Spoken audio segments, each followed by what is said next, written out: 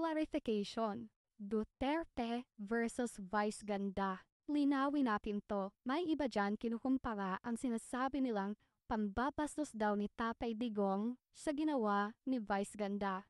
Unang-una, huwag niyong ikumpara. Magkaibang magkaiba.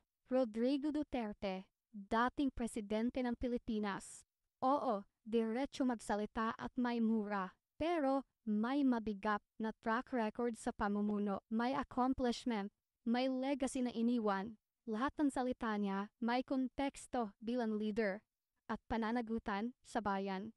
Vice Ganda, isang comedian, ang trabaho niya ay magpapatawa. Pero kahit comedian ka, may hangganan ang biro, lalo na kung tumatapak na sa dignidad ng tao. Public figure ka, milyon ang nanonood sa'yo, so may responsibilidad ka. Kaya tigilan ang drama na parehong-pareho sila. Hindi porket si Tatay Digong ay may matinding salita, ibig sabihin okay na din kay Vice Ganda na manglait o mag-insulto sa harap ng entablado. Duterte, leader with a proven track record. Vice Ganda, cheap comedian na gumagamit ng insulto para magpatawa.